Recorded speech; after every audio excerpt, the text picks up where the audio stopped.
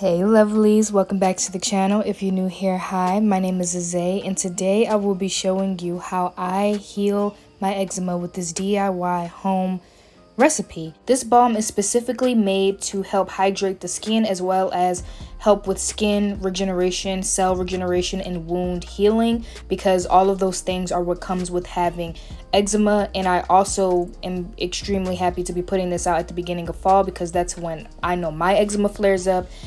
The ingredients in here include calendula flowers, dandelion leaves, red clover leaves, beeswax, and a couple of other things. And I will include a product and ingredient list right here so that way you can have those things before I show you how I make it. But this recipe is extremely easy to follow, extremely straightforward, and I know that this is definitely going to help a lot of you out there. I've tried DIYs in the past, but nothing has helped me until I came across this particular recipe. And you don't even have to use it just for eczema. You can use this to hydrate your face, your skin, your body. Sierra even uses it as a lip balm. And so, like I said, everyone's body is different, and previous DIYs have not helped me, but this one did. And I just wanted to share with you all what works for me.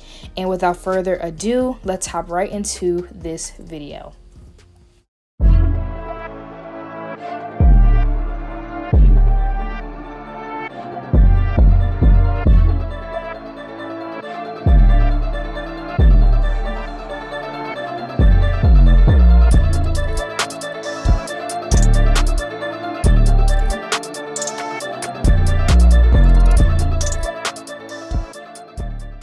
So the first ingredient we're highlighting is beeswax. Beeswax is hydrating to the skin, helps with the skin's regeneration, conditions the skin, and helps soothe irritation. The next ingredient we are highlighting is sweet almond oil because of its hydrating qualities, as well as its ability to soothe the skin and reduce the appearance of scars. The next ingredient we are highlighting is olive oil. Olive oil is also super important for moisturizing the skin, and it also helps to soften the skin and repair skin damage. Olive oil also helps to lock in moisture, allowing for our skin to remain moisturized for longer periods of time. Calendula is probably my favorite ingredient in this entire recipe because she is literally known as the mother of the skin. Her anti-inflammatory properties reduce itchiness, heal wounds, and reduce the appearance of scars that may have come about from suffering with eczema. You can also use calendula for other skin ailments, including psoriasis, acne, and diaper rash, among other things. You're also going to need a measuring cup, and not pictured here are dandelion leaves and red clover leaves. You're also going to need those for this recipe. I don't know how I didn't manage to capture them, but on the screen are the reasons why dandelion leaves and red clover leaves are necessary for this recipe. You're also going to need a clean jar to house your balm. This one is not clean because this is what I used to house my balm and I ran out, so I decided to reuse it. Additionally, you're going to need a larger jar and a pot filled with water to simmer all of the oils and herbs together. I'm starting with almond oil. We are going to measure out 4 ounces of almond oil and directly place it into the large jar that is inside the pot of boiling water. We're going to do the same thing with the olive oil. We're going to fill it up to 4 ounces and then we're going to drop it in the jar. It's the same jar that I showed you earlier in the video, and I'm going to place it right here so that you can see. After you place your oils, you're going to start measuring out your herbs. These are dandelion leaves. Like I said, I used it in the video, but I just didn't manage to get a video of the packaging. But yes, we're going to measure out 2 ounces each of the herbs. So we're going to do 2 ounces of dandelion leaves, 2 ounces of red clover leaves, and 2 ounces of calendula leaves. After you measure all of those out, you are also going to dump them right into the jar. I prefer to leave this to simmer for 4 hours. I don't believe you need to leave it as long. I just believe that the longer the herbs sit in the oils, the better.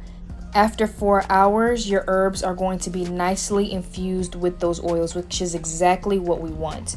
The thing about herbalism is that when you're doing an extraction, you want to extract as much of those nutrients that's in those herbs as possible into your medium that that you're going to use on your body. So now we are going to grab that beeswax that I showed you earlier. This is where the beeswax comes in at. We're going to measure 3 ounces of beeswax, and we're going to place that not into the jar on the stove, but we're going to place that into the jar that's going to house your balm. The reason why I do this is because after making this balm before, beeswax is really difficult to clean up. So I try my best to isolate the beeswax from any kitchen appliances, anything that deals with the kitchen, because then the wax is going to get all over your dishes, all over your sponges, all over your dish rags, whatever you use. So I just prefer to melt the beeswax inside of the container that's going to house my balm, and I'm not going to melt it anywhere else. And I also do my best to make sure that there is no beeswax inside of any of the measuring cups, the spoons, anything that's going to go back in the kitchen. I do my absolute best to remove any morsel of beeswax off of it, because it really is a pain.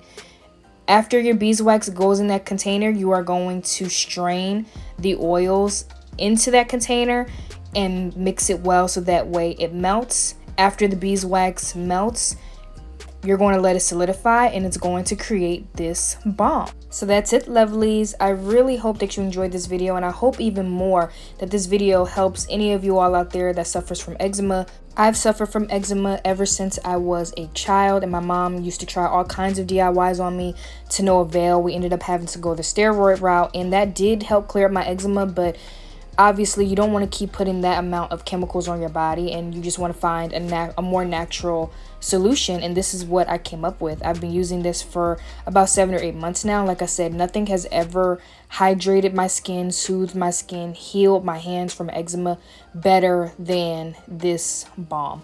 Everybody's body is different. Everyone is going to have different results. Like I said, other DIYs that people had success with didn't help me, but this did. And so I really do hope that this helps some of you all out there.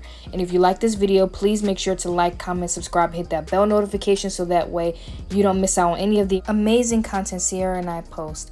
So until next time, lovelies, bye.